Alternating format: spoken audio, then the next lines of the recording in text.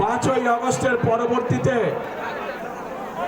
আমরা আশা করেছিলাম যে 5ই আগস্টের পূর্বে সেই যে স্বৈরাচার যারা জনগণের ভোটের অধিকার, কথা বলার অধিকার কেড়ে নিয়েছিল, তারা যেই ভাষায় কথা বলতো জনগণকে, বিভিন্ন বাংলাদেশের সম্মানী গুণী মানী ব্যক্তিকে যেভাবে অপদস্থ করত, যেভাবে মানুষকে তারা ছোট করত, নিশ্চয়ই 5ই আগস্টে তাদের পালিয়ে যাবার পরে এই রীতি নিশ্চয়ই বন্ধ হয়ে গিয়েছে।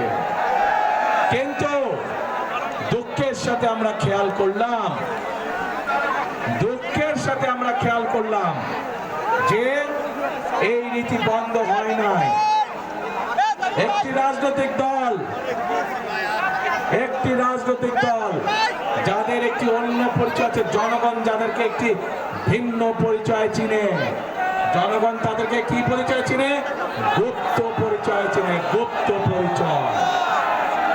আপনারা চিনেন কারা তারা গুপ্ত? বাংলাদেশের রাজনীতিতে কারা সেই গুপ্ত? চেনেন আপনারা? আলহামদুলিল্লাহ। প্রিয় ভাই বোনেরা,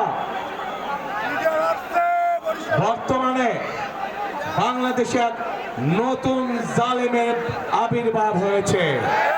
এই গুপ্ত সংগঠনের ব্যক্তিরা নতুন জালেম রূপে আবির্ভূত হয়েছে বাংলাদেশের মানুষের কাছে।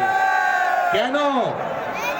প্রিয় ভাই বোনেরা, এই বাংলাদেশে আবহমান কাল ধরে, শত হাজারো বছর ধরে এই বাংলাদেশে নারী পুরুষ সকলে মিলে মাঠে কাজ করে। বাংলাদেশে যেমন কৃষক ভাইরা কাজ করে মাঠে, একইভাবে আমরা জানি বাংলাদেশের বিভিন্ন প্রত্যন্ত অঞ্চলে কৃষাণী বোনরাও তারা মাঠে কাজ করে।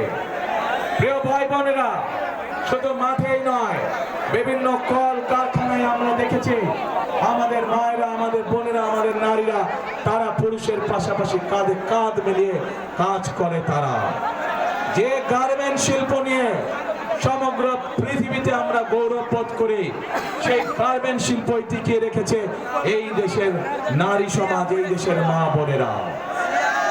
প্রিয় ভাই বোনেরা, আজ আমরা অত্যন্ত কষ্টের সাথে দেখছি, অত্যন্ত ঘৃণার সাথে দেখছি এই যে নতুন জালেম, যাদেরকে মানুষ গুপ্ত হিসাবে চিনে, এই জালেমদের নেতা সে 2 দিন আগে প্রকাশ্যে বলেছে বাংলাদেশের নারীদেরকে সে একটি অত্যন্ত কলঙ্কিত শব্দ দিয়ে ব্যবহার করেছে।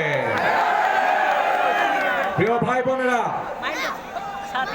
যেই ব্যক্তি বা যেই দলের তার দেশের মা বোনদের প্রতি বিন্দু মাত্র শ্রদ্ধা নেই, যেই নেতা, যেই দলের নেতা কর্মীদের নিজের দেশের মা বোনদের কষ্টের প্রতি বিন্দু মাত্র সম্মান নেই, তাদের কাছ থেকে আর যাই হোক বাংলাদেশ কখনো অগ্রগতি আশা করতে পারে না।